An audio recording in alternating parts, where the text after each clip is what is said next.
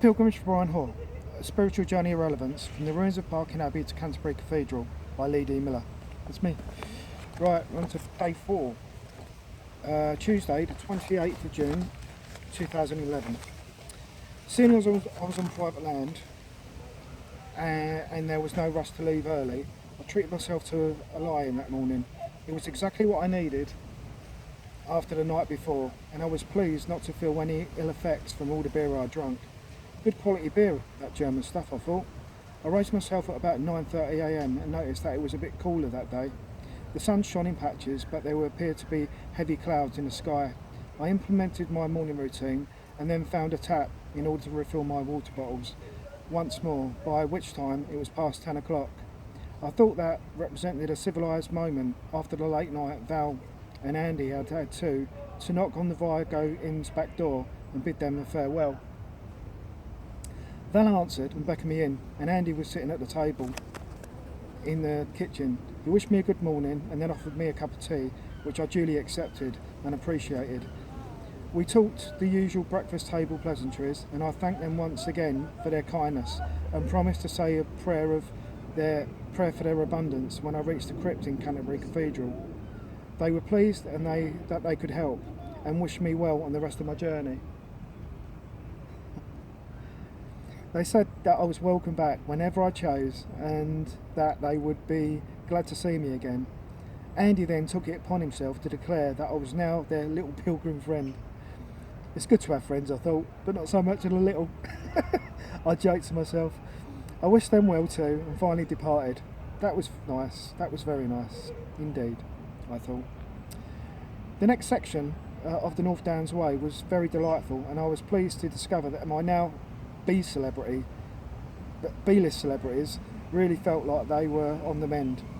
There was still a degree of pain with every step, but compared to a couple of days before, it was a walk in the park. Only now I was in the hills and making my way through woodlands. The ground was quite soft underfoot, and so I finally managed to get a bit of pace up. As I was following the footpath, I passed a man sitting on a bench, taking a rest. He looked to be around 60 years old, and a young 60 at that, and was obviously out walking the North Downs Way, as he had a day rucksack and all the correct kit that the Serious Hiking Association would recommend you take on a ramble. As I passed, we greeted each other in a mutually respectful manner that people who participate in the activities of the Serious Hiking Association do. I carried on for a short while, and at one point I slowed slightly to take in the view. Just as I was preparing to engage myself in what was top gear for my journey thus far, I caught sight of the gentleman only a short distance behind me. I thought it was time to really see what my B-list celebrities were now capable of doing, and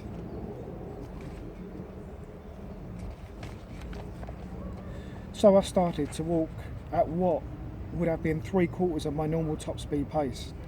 And you'll never guess what. As I continued at what I felt was a very good tempo, Mr. I'm getting ready to collect my pension was catching me up. He's doing alright for himself, I thought, very patronisingly as I look back.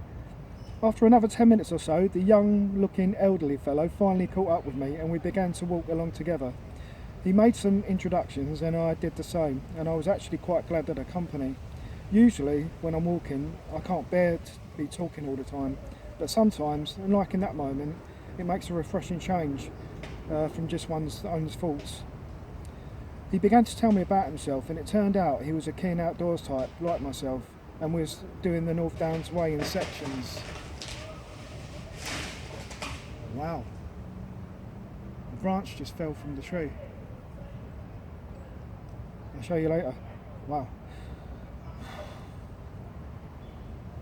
Okay, he began to tell me about himself, and it turned out he was a keen outdoors type like myself and was doing the North Downs Way in sections, much like the 3 lovely ladies I met the day before. He was going to be picked up by members of his family who lived in the area further along the path, and he was looking forward to seeing them again and spending the night at their house. I have to admit, in the moment he told me that, I felt a tinge of sadness at not being able to see my own family at the end of that day too. I told him a bit about myself, and as the conversation developed, He told me that he used to work for the civil service, I think, many years ago, but didn't feel it fulfilled or challenged him enough. He decided to become a teacher and was fortunate enough to see a job advertised in a private boarding school in the Highlands of Scotland. He applied and, lucky enough, was a successful candidate. Anyway, upon arriving at the school, there happened to be another position available, which the school was finding difficult to fill as nobody appeared to be interested in taking up the role as some kind of school outdoor education teacher. It was basically the equivalent of what we would now term an outdoor pursuits instructor. He informed the school that was right up his street, and he took the position immediately, and instead of the one for which he had applied and had accepted. And so, for the rest of his career, he took pupils out for camping expeditions and adventures in the Highlands of Scotland, and he testified to me that he had the most wonderful life ever since he made his life-changing decision. "How long did you work there for, then?" I asked, being really impressed with his story. "Oh, about 30 years, and until I retired," he answered. 30 years in one job? I couldn't imagine that, I said. The world's a different place today, eh? "When did you retire then?" I continued. "Oh, about 15 years ago," he said. Now, this got me thinking. If he'd spent 15 years retired and 30 years working at a school, that's 45 years already by my calculation. Add on a few years spent at least in the civil service before his career change, plus a bit spent at university, and then you're looking at a time of nearly 60 years, and that's before he's even had his childhood. He couldn't have taken early retirement then, obviously, so how old was he?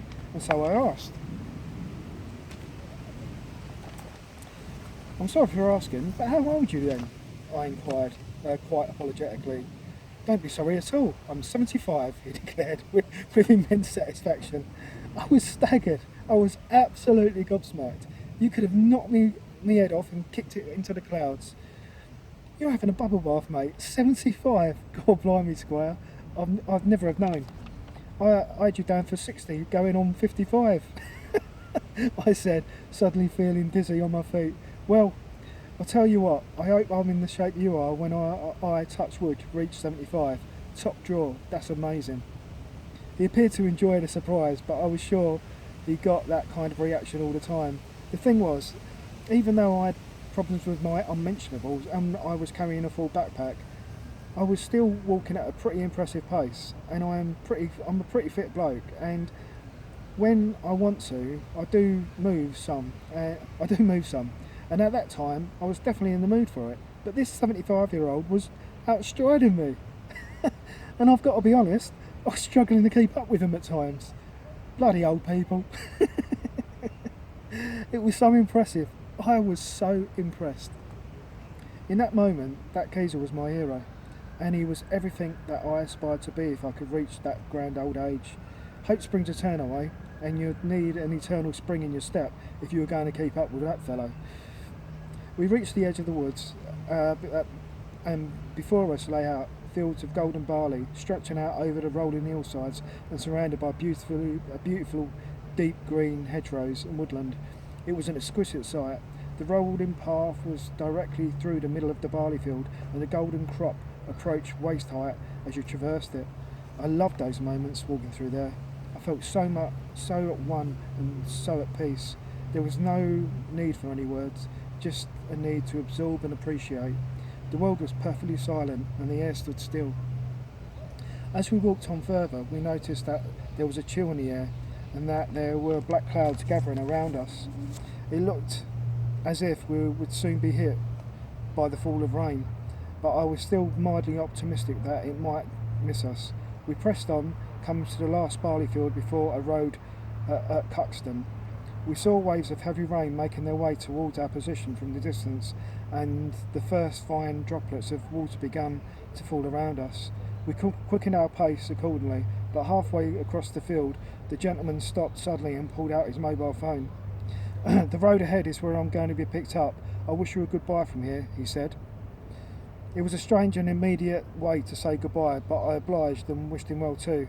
I figured he may not have wanted to risk going all the way to the roadside with me, just in case the heavens may have opened up as his family arrived in their car. That would have left him in an awkward position of possibly being rude by not offering me a lift and some shelter. I didn't know that for a fact, but it was a feeling I had because the farewell was so sudden and felt so peculiar.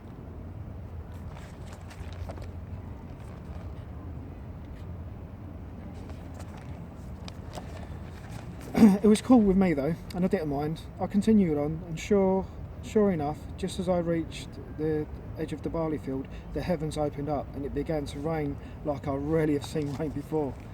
I quickly took my backpack off and affixed its special orange Go Faster waterproof cover. I then proceeded to put my own waterproof on, only it didn't turn out to be waterproof at all, just mildly splash-proof. As I approached the road near Cuxton, I saw a car slowly making its way along the lane, and I guessed that was the old man's family. Old! Exclamation mark. Lucky him, I thought. You could see the waves of rain coming in across the hills, and the visibility reduced quite remarkably. The clouds looked heavy and black, and the light was suddenly almost that of dusk. It was suddenly as if the sun had given up the ghost of shedding its light and had retreated into a bunker.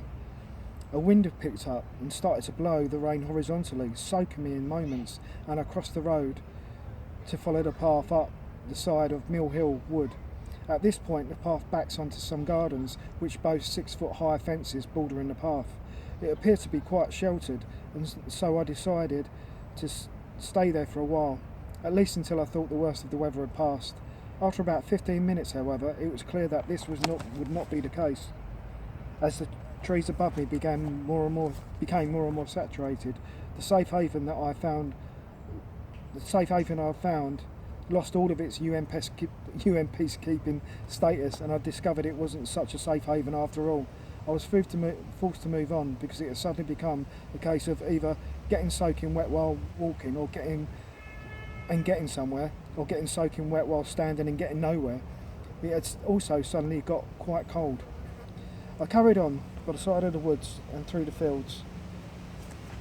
The path through that section, even in the rain, was quite beautiful, and I found myself reasonably well sheltered, though still getting wet for most of it.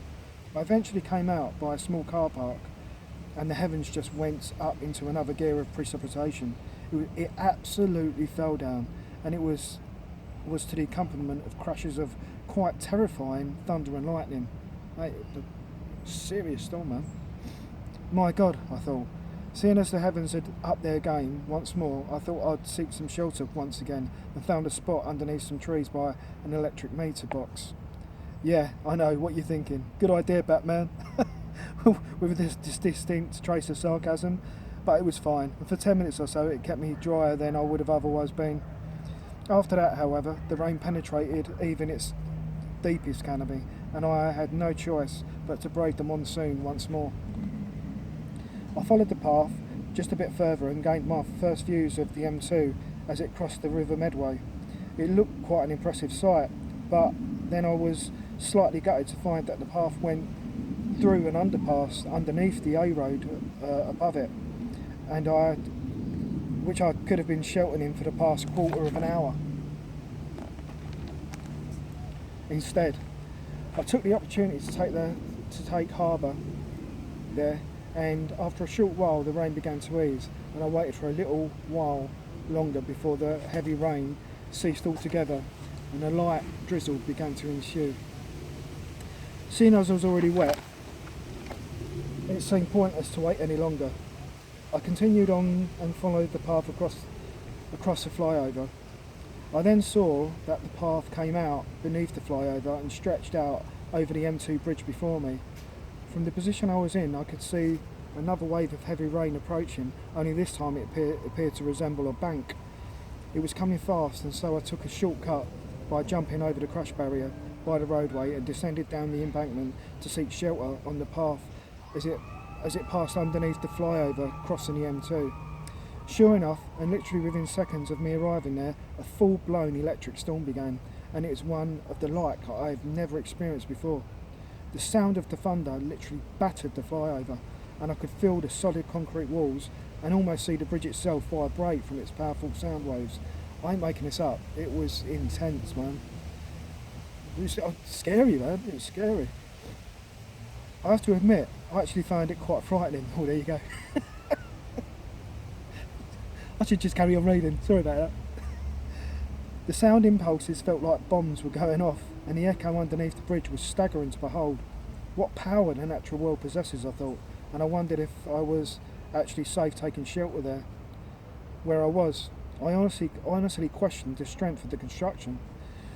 Of course it was fine, but it was just that the magnification of the sound because of the echoing effect made it appear even more terrifying. It was a great experience though, and I thoroughly enjoyed the fact that it made me a bit scared. It was almost like the sensation you get when you watch a scary movie.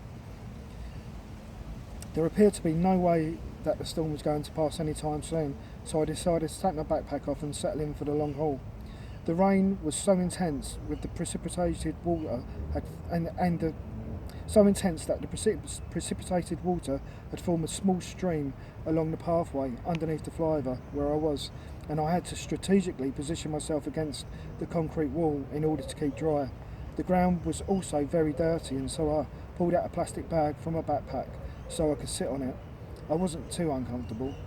The deluge coupled with forked lightning and thunder made it feel like the end of the world was approaching. The light faded considerably, and I kid you not, this also added to the sensation of imminent doom. There was quite a cold breeze blowing through the small tunnel, and I had to shield myself from it by repositioning my backpack. I was soaked right through, and I thought that I had to put some dry clothes on, otherwise I'd certainly get a chill from the damp and the sudden drop in temperature. What had suddenly happened to the world? As I took off the protective waterproof cover from my backpack, I was pleased to discover that it had done a fantastic job in keeping everything dry. The only damp parts were the areas around where the straps were attached, and that was only because it was the runoff area from my head. Because it was a runoff area from my... Say that again. Parts of the areas where the straps attached, and that was only because it was the runoff area from my head. I dried myself, put on some warm clothes, took my seat by the side of the M2, The storm continued to batter the landscape, and the traffic rushing by was my only company. Mother Nature continued to let her presence be felt, and it appeared that she wasn't in a good mood. Mother Nature continued to let her presence be felt, and it appeared that she was in no mood to take any crap. It seemed to me on this day that she was most definitely letting the world know who was the governor on the world, on the planet, and it certainly wasn't a life form with I'm going to say this whole bit again. It seemed to me on this day that she was definitely letting the world know who was the governor on this planet, and it certainly wasn't a life form with a pair of arms, a pair of legs and a muppet head. I reached for my radio and sorted some company out for myself in the midst of my stranded isolation. I searched the radio's frequencies and happened upon BBC Radio 2 and the Steve Wright in the Afternoon Show. Top drawer, I thought. It's a peculiar thing with his show. I always think that Steve Wright is one of the most talented radio presenters this country, England, has ever produced, and whenever I listen to his show I always enjoy it immensely. But the thing is, and I don't know why this is, I never ever remember to tune in, and I only seem to listen to it when I'm bored and when I stumble across it on the radio. It's weird, or at least I find it so. It was great to engage with him in this moment though, and I was so pleased that he was on air. He really has the ability to create an atmosphere of familiarity with you, and whenever I happen upon his show, he always makes me feel like I've just bumped into an old friend. It's a bit silly really, but it's also the truth. And so, as I sat there seeing out the storm, I began to reminisce about the days in the 1980s when he and his show on BBC Radio 1 was on BBC Radio 1. I remembered the long hot afternoons when me and my family used to have his show on as we sat on the beach at Pentune Sands in Cornwall, enjoying our annual family holiday and the usual beach time activities of sunbathing, drinking tea and eating sandwiches. Of course, we did more than that. Sometimes we'll even have a pasty. But my memories of those days connected to Steve Wright were always of the lunchtime moments, because the rest of the day I spent in the sea and exploring the wonderful and exciting Cornish coastline. What was wonderful about the radio jogging my memory at that point, though, was that those were the memories, the times when my nan used to get out her ever so well prepared beach picnic, when all the family and friends used to be together. They were the most warming memories. I closed my eyes and I imagined that I was sitting there on the beach again, and I had a smile upon my face. I went on to remember how times had changed since those days. Since the late 1960s, my entire extended family and some of our friends used to journey every year for our annual 2-week camping holiday together, overnight and by convoy from the East End of London to Cornwall. Over 50 of us used to go in a fleet of between 10 and 15 cars along the old roads of the A30 and A303 to the West Country. It was a wonderful thing to live and experience. I remember that everyone who lived in Essex used to meet at my late great aunt June's in Barking, and from there the convoy would travel to Stepney in order to gain its complete accompaniment. After that, it would be straight through central London and onto the West Country roads to Cornwall. Back in those days, the A roads used to be single carriageways, and so the journey used to take between 8 and 10 hours with no traffic. I remembered that we used to always leave to head through London at a time around midnight. Every year I used to force myself to stay awake till I'd seen Big Ben, and then the next thing I used to remember was being awoken to see Stonehenge before I immediately fell back to sleep again. And then, somehow, I always used to wake up at the point where we hit traffic on the A30, and just as we approached Jamaica Inn. It always seemed very special at that point on Bodmin Moor. I always felt like I was on holiday properly by that time, and that it was great to be back in the magical and inspiring land, which is Cornwall. I don't know where that bit of information come from. Those holidays were fantastic times, with everyone being on the beach together, going out together, generally having fun together. Those days had finished by the mid to late 80s though. Those days had finished by the mid to late 1980s though, and my immediate family were the last ones to continue the tradition of going to Pension Sands for our annual holiday. It was sad, but in 1991 my second cousin Sharon, who still held great family values and was my great aunt June's daughter, tried to reinstate the tradition and managed to get around 30 of the family and some new friends to go again. Unfortunately, not everyone had the time to take 2 weeks off work, and few people wanted to camp anymore. Most wanted to stay in the static caravans, and so Sharon had no choice but to book them so that everyone was at least still together. But it didn't make any difference being in close proximity. The isolations the caravans created meant people weren't doing things together anymore, and the family did things more in independent groups rather than mixing and joining in with one another. It became apparent during the holiday that it was more and more of an effort for Sharon to get everyone together as an extended family, and people just splintered off into their own immediate ones. It appeared more and more that people preferred to do their own thing. The television in some of the caravans seemed to attract most of the attention, and it was certainly given more of a priority by some people. Our family had broken apart, and as much as Sharon tried to address it, there was little she could do. Unfortunately, by 1991, and I think because of all that had happened to our society during the 1980s, England was a different place. It and our family had been destroyed. Margaret Thatcher's got a lot to answer for, I thought, and I was back to thinking about the rain and the end of the world again. Blimey, isn't it strange where your thoughts go? The non-stop oldies were now playing on the radio, and I enjoyed a few of the tracks. The rain appeared to clear a little, and I got up to see what the weather looked like in the distance. It looked a bit brighter further afield, but as I viewed the pathway along the M2 bridge going over the River Medway, I knew that I couldn't risk crossing it until I was absolutely sure the rain had passed.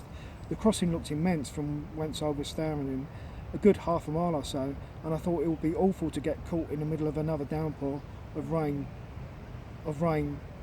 if rain decided to fall. It, it, it consistently alerted me. I consistently alerted myself to the condition of the rain, how heavy it was, if it was clearing, whether or not there were breaks coming in from afar. And on 2 separate occasions during that preceding 2 hours, I lifted my backpack as the rain turned to drizzle and attempted to cross the M2 Medway Bridge, only to be thwarted 50 yards into my attempted crossing by the resurgence of torrential rain. It was mental, man.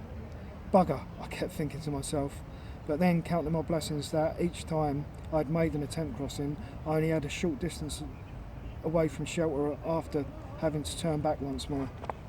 As much as I liked Steve Wright, I was starting to become quite impatient about the length of time I was stuck in that place. All the while I was feeling the cold breeze blowing around me in the wind tunnel, and the noise of the traffic did its best to drown out the sound of my radio. Afternoon turned into early evening and Steve Wright made way for Simon Mayo. I'd been held steadfast for almost 3 hours thus far, and it was only now that there seemed to be an end in sight. The rain was clearing, or was it? Should I take a chance and go for it? I thought, would it be third time lucky, or would it be time for the Muppets? I continued to think, but then I thought, sod it, I have to go, and if it rained again, then it rained, and I'll have to just get wet.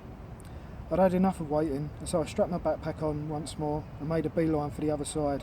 Very slight drizzle accompanied me and across the bridge, but it wasn't too bad, and I was able to take in some wonderful views of the River Medway and of Rochester Castle in the distance. I was lucky enough because by the time I reached the other side, the drizzle had stopped, and I could distinctly see brightness showing its head in the distance. Was the sun about to strike back? I hope so. The path on the other side of the River Medway follows a somewhat disused tarmac road, which runs adjacent to the M2, and then heads off up a small incline into a field. It then continues by the side of some hedgerows and hugs the edge of some woodland. Because of my over-exuberance earlier in the day, my celebrities had regained their A-list status and were starting to give me some jip. It was okay though, I rolled with it, and it was no drama, even if they were attempting to be a couple of queens. I carried on listening to Simon Mayo's show with my headphones on while I walked, and I was quite enjoying the entertaining company. It helped to drown out the noise from the busy M2,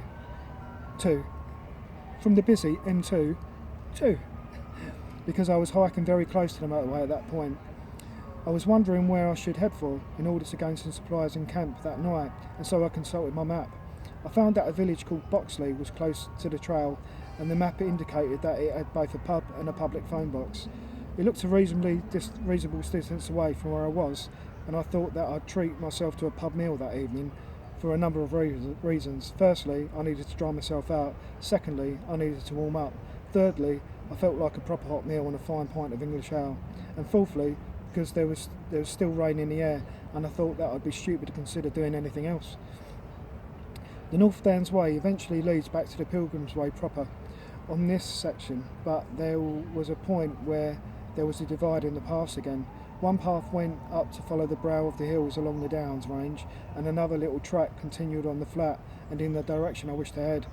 I looked at my map and looked at the hills and then thought, sod that, I'm not making that kind of effort this late in the day. And then I left the North Downs Way and continued along the track that ran adjacent to the hill, but on a level, and so it was easy going. It was a bit muddy, with deep puddles along it because of the heavy rain earlier, but it didn't matter to me because my shoes were already wet anyway. The cool water also had the bonus of soothing my feet and turning my short-lived A-list celebrities back into the B-listers again. The low-level track that I was on, I could very clearly, from the low-level track that I was on, I could see very clearly the hills of the North Downs to my left. They were well covered in woods, and I enjoyed taking the lush green view of them as I walked parallel. I wasn't sure if the track I had taken was actually the real Pilgrim's Way at the time, but as I came out onto a road nearing Boxley, I discovered a sign that the road was called called the Pilgrim's Way. The track on which I'd been walking ran on a straight line with the road, because the road had actually turned at a right angle corner to align with it, and so I assumed that I had just been traversing the ancient Pilgrim's Way throughout that section of the path. Happy days, I thought, and it made me doubly glad that I had deviated from the North Downs Way a mile or so before. I carried on along the roadway and then took a right turn towards the village of Boxley. It was now a very cool evening, and I was so pleased to see the sight of the Red Lion Inn as I approached the village centre. It looked like a beautiful pub, only one that appeared to have turned itself into some kind of restaurant rather than a purely imbibing establishment in order to survive. There were many cars in the pub car park outside, and so that was a sure sign that it was popular and undoubtedly very nice.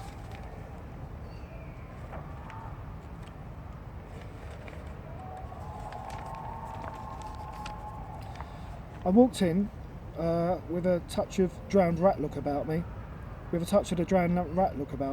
and immediately saw that the place was quite full. I don't think it didn't exactly fit into their usual model of customer for a cool Tuesday evening, and so I politely asked the barmaid if I could sit at a table.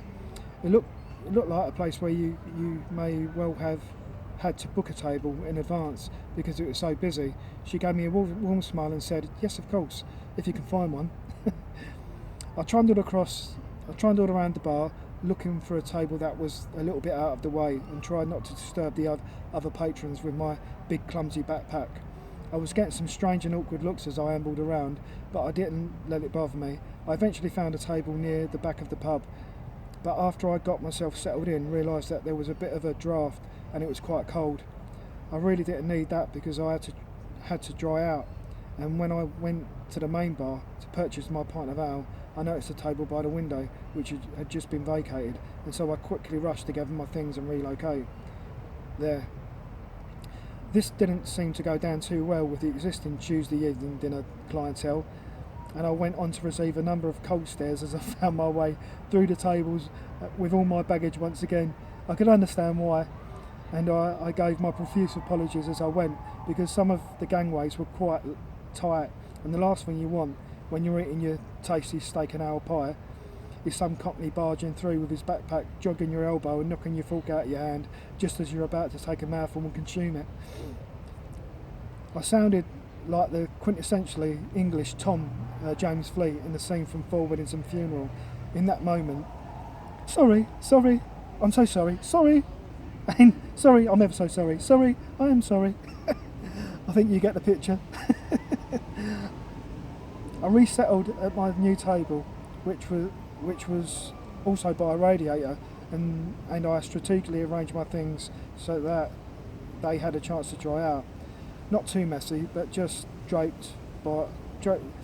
too